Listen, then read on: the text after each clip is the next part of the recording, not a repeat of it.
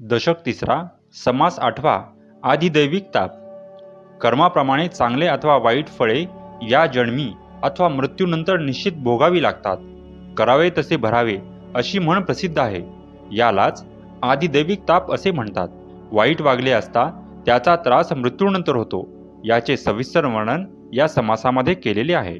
श्रीराम. मागा बोलिला आध्यात्मिक, त्या उपरी आधिभौतिक, आता बोली जेल आदि वैदिक, तो सावध ऐका श्रीराम. श्री समर्थ म्हणतात की प्रथम आध्यात्मिक तापाचे निरूपण केले, त्यानंतर आधिभौतिक तापाचे वर्णन केले. आता आधिदैविक तापासंबंधी जे सांगतो ते श्रोत्यांनी सावध होऊन ऐकावे. आपल्या चांगल्या वाईट कर्माप्रमाणे आपण मेल्यानंतर आपल्याला ज्या यमयातना किंवा स्वर्ग नरकादिकांचे भोग भोगावे लागतात त्यांना आधिदैविक असे म्हणतात.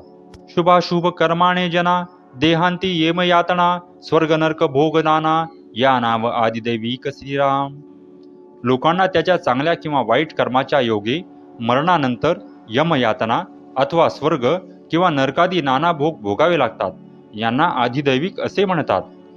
नाना दोष नाना पातके, मधांधपणे अविवेके, केले परी ते दुःखदायके, येमयातना भोगविती श्रीराम. माणूस जिवंत असताना मधांधपणाने किंवा अविचाराने नाना दोष नाना पातके करतो. त्यावेळी त्याला काही वाटत नाही, पण त्यामुळेच त्याला दुःखदायक अशा यमयातना भोगाव्या लागतात. अंगबळे, द्रव्यबळे, मनुष्यबळे, राजबळे, नाना सामर्थ्याचे निबळे, अकृत्य करीती श्रीराम.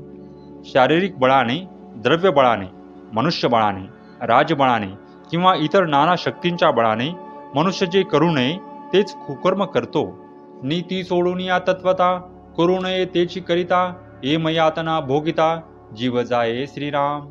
याप्रमाणे नीती सोडून वास्तविक जे करू नये ते कृत्य केल्याने नंतर जेव्हा यमयातना भोगाव्या लागतात तेव्हा जीव कासावीस होतो. डोळे झाकून स्वार्थबुद्धी, नाना अभिलाष कुबुद्धी, वृत्ती भूमी सीमा सांधी, द्रव्यदारा पदार्थ श्रीराम.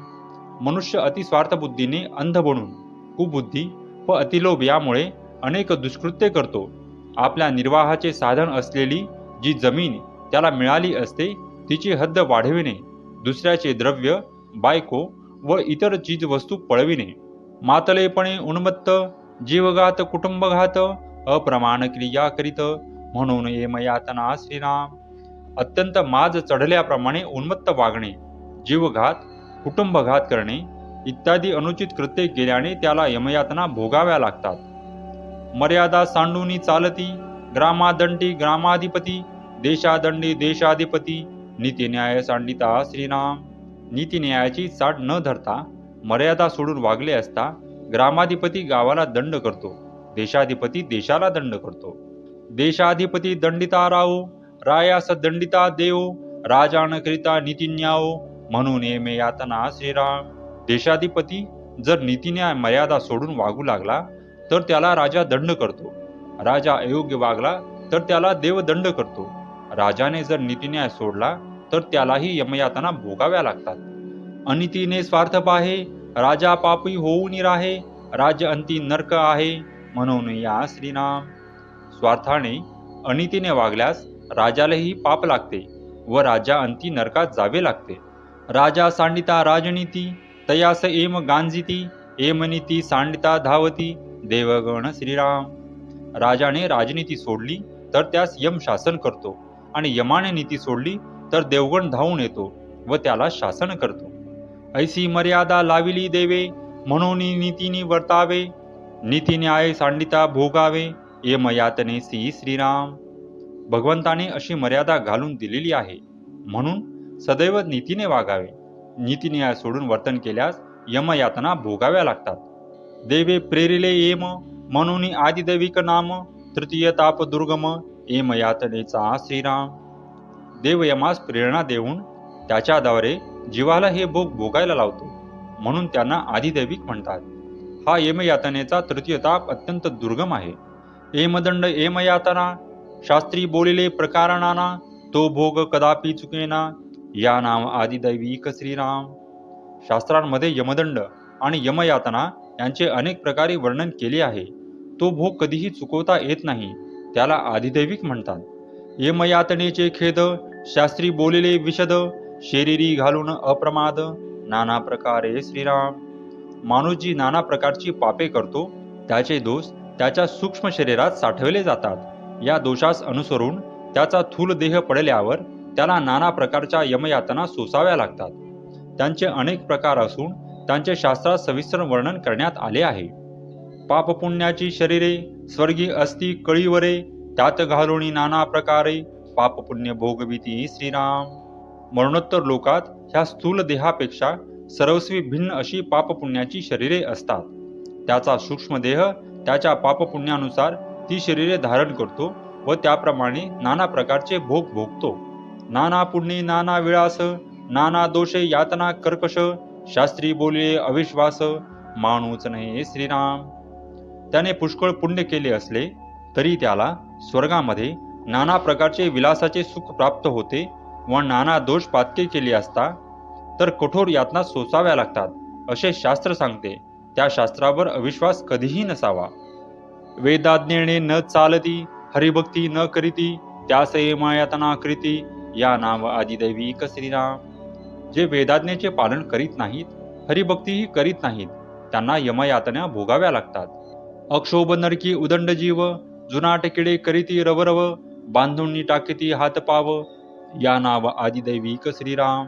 अक्षोभ नावाचा नरक आहे. त्यात असंख्य जुने किडे वळवळ करीत असतात. पापी जीवास हातपाय बांधून त्या नरकात टाकून देतात. उदंड पैस लहान मुख, कुंभाकार कुंड एक, दुर्गंधी उकाडा कुंभपाक, या नाव आदिदैविक श्रीराम. काही पापी जीवांना कुंभपाक नावाच्या नरकात टाकतात. कुंभपाक म्हणजे लहान तोंडाचे आत उदंड जागा असलेले कुंभाच्या आकाराचे एक कुंड असते. त्यात अत्यंत दुर्गंधी व उकाडा असतो. तप्त भूमिका ताविती, जळत स्तंभ पोटाळविती, नाना सांडस लाविती, या नाव आदिदैविक श्रीराम. काही पापी जीवांना तापलेल्या भूमीवर भासतात.